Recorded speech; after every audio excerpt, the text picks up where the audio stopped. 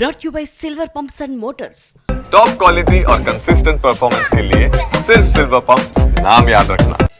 ఇప్పుడంతా బానే ఉంది కానీ ప్రశాంత్ నీల్ ఎన్టీఆర్ సినిమాకు అసలైన కష్టాలని ఇకపైనే కనిపించబోతున్నాయా? అదేంటి అలా అంటున్నారు? హాయిగా సినిమా షూటింగ్ కూడా మొదలైపోతే ఇప్పుడేం కష్టాలనేగా మీ అనుమానం? అక్కడే ఉంది అసలు మ్యాటర్. అదేంటో ఇక్కడ చెప్పేస్తే ఎలా? ఎంచక్కా ఈ ఎక్స్క్లూజివ్ స్టోరీ చూసేయండి, మీకే అర్థమైపోతుంది. జూనియర్ ఎన్టీఆర్ ప్రస్తుతం వార్ 2 సినిమాతో బిజీగా ఉన్నారు. అదయ్యే వరకు డ్రాగన్ వైపు వచ్చేలా కనిపించట్లేదు యంగ్ టైగర్. ముంబైలోనే మకాం వేసి ముందు ఆ సినిమా పని చూసేద్దామని ఫిక్స్ అయిపోయారు. ఈ మధ్యే హృతిక్ రోషన్ కు గాయం కావడంతో కాస్త ఆలస్యమైంది కానీ లేదంటే ఈ పాటికి వార్ 2 పూర్తి చేసేవారు తారక్. వార్ 2 కోసం పూర్తిగా మేక్ ఓవర్ అయ్యారు ఎన్టీఆర్. దేవరలో టైటిల్ రోల్ కోసం బరువు పెరిగిన ఈయన వర క్యారెక్టర్ కోసం కాస్త తగ్గారు.